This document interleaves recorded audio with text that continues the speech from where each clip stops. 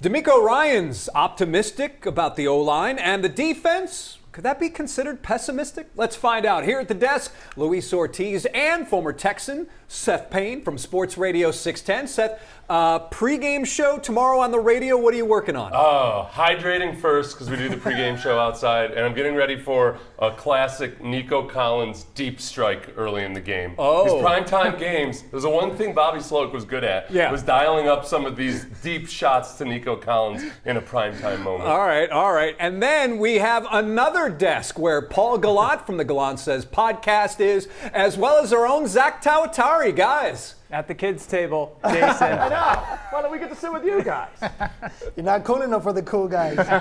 All right, so let's go back to this. Is DeMeco Ryans being too optimistic about the O-line and too hard on his defense, or pessimistic about that group? I think you have to remember there's things that DeMeco or Nick Caserio say in public and what he says to the team. And then there's the old coaching saying that, hey, when everybody wants to kick your players, you want to hug them, and vice versa. Metaphorically. You never just metaphorically kick him when everybody else wants to hug him. I think that DeMeco, look, he's a defensive-minded coach, and sometimes there's a tendency for defensive-minded coaches to make the defense their pet.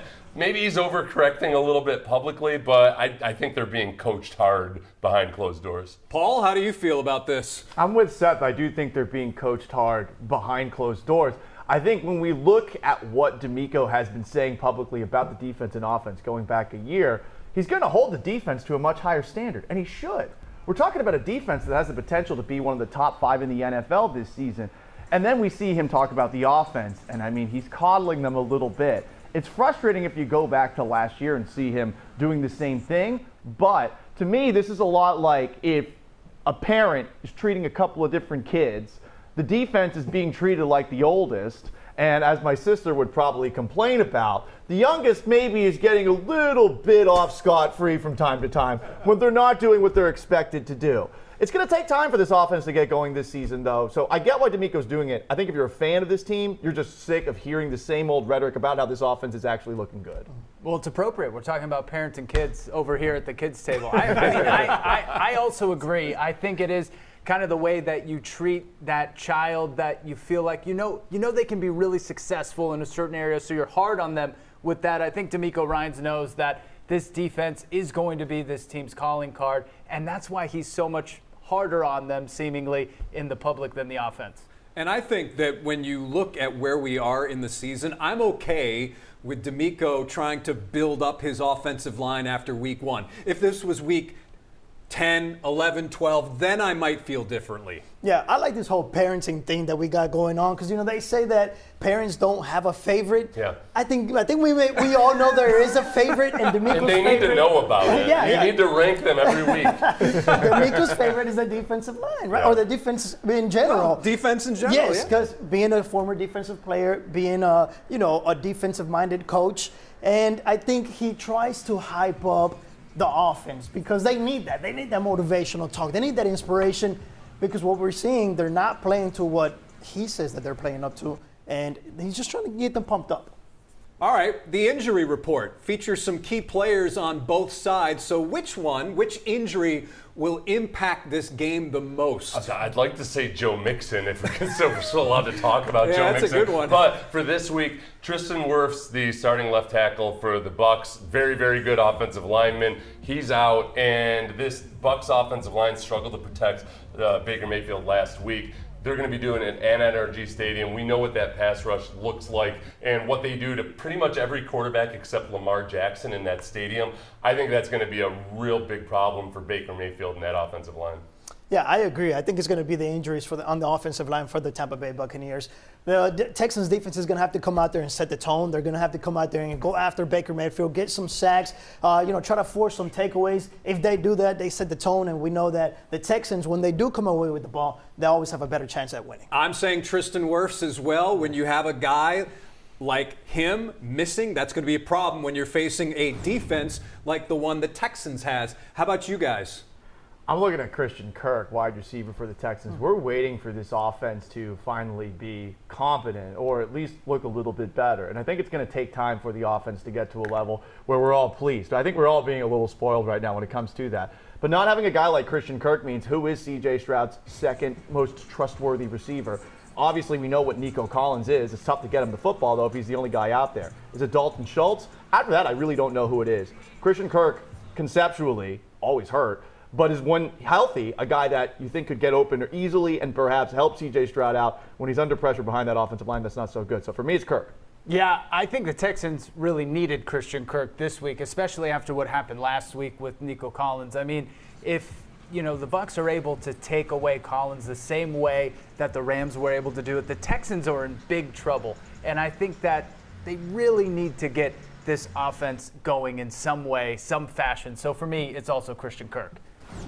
So they bring up the offense. What is the magic ingredient, aside from Christian Kirk, to jumpstart this unit? The magic ingredient is really, really boring. Like a lot of great recipes, though. Cake's a pretty boring recipe, but it's really good. They've got to get it together before the snap. 15 to 20 seconds before the snap. They got to be at the line of scrimmage. CJ needs to have time to direct traffic. They didn't do that last week, and we ended up with illegal shifts. You ended up with false starts. You had a delay of game. It was really, really sloppy. CJ addressed it after the game. He said that they may have been lollygagging a little bit in practice. I think they're going to focus on that this week. And I know I promised that they had made improvements in that regard. There is something about being on the road with a bunch of new players in a new system where it makes it a lot more difficult than it is in practice. So hopefully with a little bit of taste of that from last week, it'll be a more efficient operation. How much should we see that in, say, the first 10, 15 plays that are scripted, or should it really be done throughout the game? It should be done throughout the game. That's the frustrating thing from last week, was when all the plays are scripted at the beginning, that was when they were at their absolute worst. Exactly. Right. There was a penalty on the first play. Yes, yeah, they couldn't. I mean, it was a really bad operation right from the beginning. So I don't know. It was opening night jitters or whatever the theatrical people excuse themselves with. I'll make that excuse for them once. I'll do it once. So what will jumpstart this offense for you? Yeah, for me, it's the down and distance situations. You can't get into those third and long situations. C.J. Stroud talked about it this week, saying, look, we got to make Nick Caley's job easier, right? Because he also mentioned we weren't able to get maybe deep into our playbook, get to a lot of stuff because of those third and longs, 3rd and 14, 3rd and 9, 3rd and 12. So there's a lot that you see from game one where there was, passes that were dropped, incompletes and stuff like that. Just a lot of different things that could have led to first down. So as long as they don't shoot themselves on the foot and they don't get into those third and long distances or situations, rather, I should say, I think that's going to be the key to get this going. I would like to see some deep balls to Nico Collins, or just deep balls in general. How about you, Paul and Zach? Well, going back to what you were saying earlier and what the Texans have talked about all week, definitely a little more urgent. Listen to Foreigner. Listen to Foreigner all week. That might help. Emergency, urgent. But I actually brought some props in for today's show. For the class. Okay, so I have a rock. This guy's a magician. I have a rock, and I have a hammer. Hammer the rock. And I say hammer the rock because what worked for the Texans Sunday in Los Angeles? Giving the ball to Nick Chubb like a battering ram and running the football. Now, look, this offensive line had a lot of problems because of all of the changes that they had to make over the course of the game Sunday in LA. But I look at it from this perspective. What does an offensive lineman really like to do more than anything? They like pass protection to a degree. They get paid to pass protect. But they want to push people back. They want to push people forward. You want to create some in-syncness with this offensive line. Give the ball to Nick Chubb or some running back and run the football. It's going to be tough to do against the Bucs on Monday because you've got Vita Vea up the middle. You've got some really good Buc defenders. But that worked for the Texans offense on Sunday. And listen, you got to build an identity somewhere. Hammer the rock.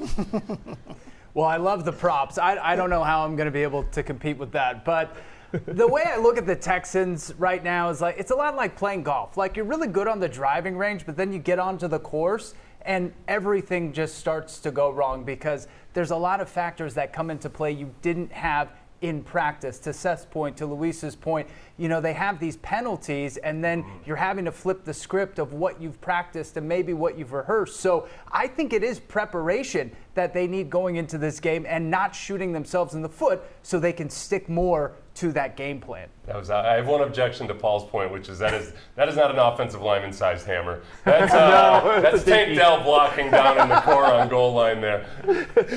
I'm curious, Paul, what is the last thing you used at home building that you used that hammer for? It's probably something from IKEA. Okay, that's what I They figured. should have paid me for that. And now some Cowboys news. Jadeveon Clowney, former Texan, reportedly joining Dallas. Let's start with our own defensive lineman here. Will that have any impact for the Cowboys? It'll have an impact. I don't know. It's not going to be the thing that puts them over the top. It's not a direct replacement for Michael Parsons. But Clowney is what he has been for a long time, a really effective football player who wasn't worth the #1 overall pick in the draft. If he had been the 25th pick in the draft, I think people would appreciate Clowney for what he is, but he's never going to live up to the expectations of a double-digit sack guy.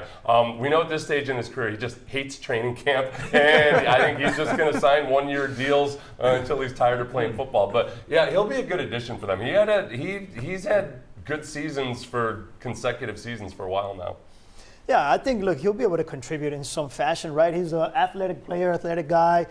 He's always been a very aggressive. So, like you said, he's not going to come in and replace Michael Parsons, but for sure, it doesn't hurt to have him on there and see if he can contribute in some way. Well, if you're giving up that many points to the New York Giants, I imagine anything will help you. So I'm going to say it should be okay. I mean, he should have some impact. He brings an element of physicality and makes a lot of plays behind the line of scrimmage that the Cowboys have really lacked for the last few years. So I know that we have a complex relationship with Clowney here in Houston. The guy he flat out makes plays behind the line of scrimmage. He just doesn't get as many sacks to be an all-pro caliber guy. And Paul remembers JD from the beginning. So, Paul, what do you think? Well, I think Jadeveon Clowney is one of the better run defenders that we've seen in the NFL over the past decade. And I think considering his size, the amount of power that he was able to put into offensive linemen driving the back is something that we should give him more credit for. Instead, what Seth was saying a little bit earlier, we look at the sack totals and we act like this guy was a bust, which is a crazy thing to say. A lot of people in this market say that the guy is a bust.